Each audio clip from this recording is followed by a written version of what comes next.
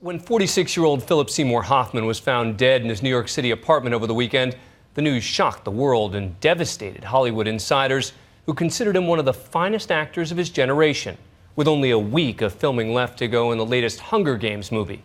But his death also exposed a dangerous personal struggle. Dozens of bags of heroin found in his home. For more on those final hours, here's ABC's David Wright. A tragic ending because of a secret struggle behind closed doors, an all too familiar Hollywood story. Philip Seymour Hoffman, dead at age 46 of an apparent drug overdose.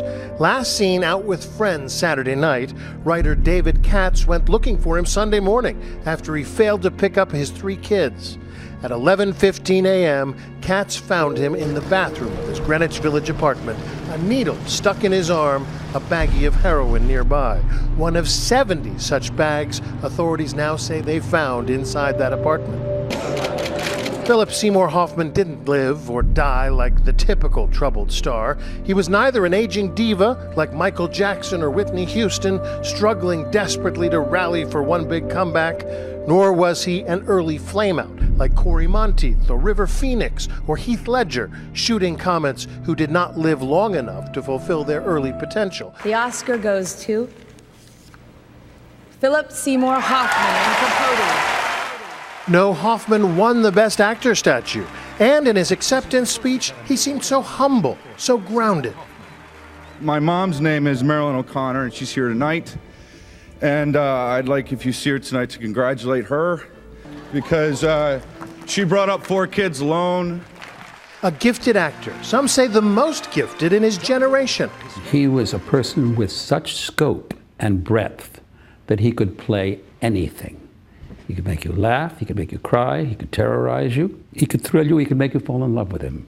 Hoffman's characters, on stage and on screen, often struggled to keep it together.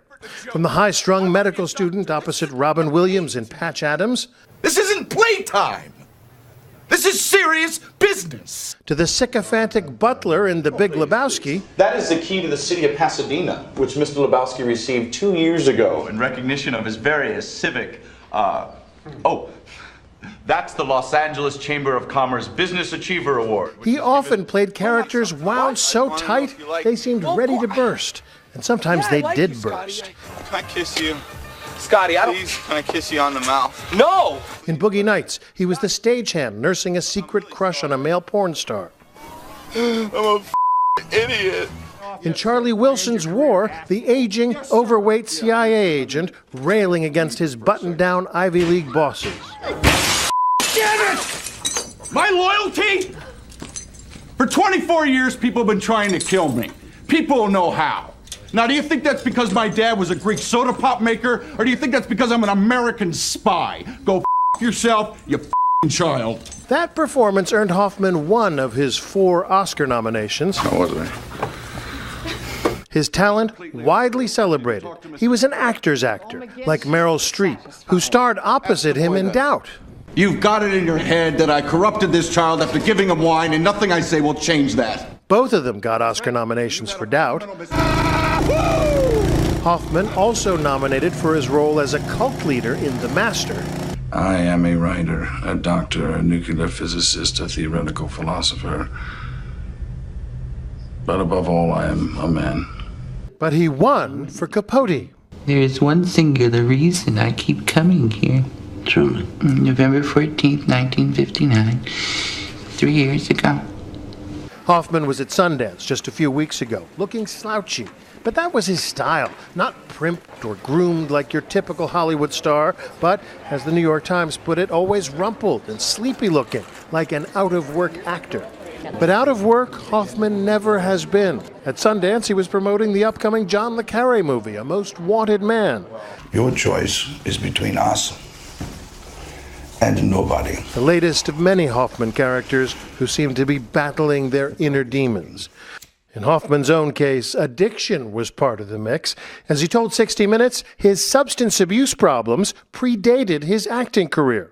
I got sober I was 22 years old.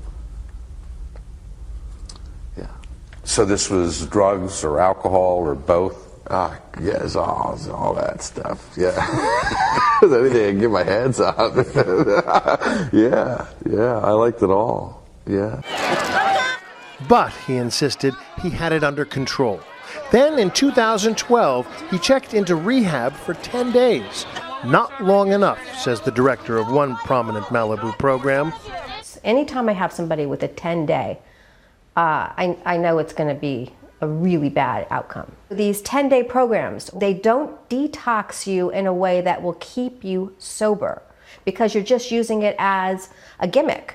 And whenever you use any type of detox as a gimmick, that means you're really still wanting to get high. Hoffman's intensity was obvious long before he ever started acting, to his high school English teacher back in Rochester, New York. I've never had a student make me feel so naked as he did, because his intelligence, when it came to the human condition, was off the charts. Never let it be said he just phoned it in. He did some of his best work on the phone. As the hard-nosed rock critic and Almost Famous, the only true currency in this bankrupt world is what you share with someone else when you're uncool. or the CD mattress salesman in Punch Drunk Love. Shut up! Will you shut up? Shut up! Shut up! Or the worried male nurse in Magnolia. And I know that I might sound ridiculous, like this is the scene of the movie where the guy's trying to get a hold of the long-lost son, you know, but this is that scene. Today, one critic said Hoffman had a rare ability to illuminate the varieties of human ugliness. No one else ever did it so beautifully. And he died in the prime of his life. He was 46 years old. Imagine for a moment what he could have gone on to do. Among the movies left unfinished, the final installment of The Hunger Games. He died in his prime, a career and a life cut short. We lost Philip Seymour Hoffman. We lost everything he would give us for the next 20, 30, 40 years. The finest actor of his generation. And the drugs got him. Tragically, he'll also now be remembered for the demons that drove him to an early death. I'm David Wright for Nightline in Hollywood.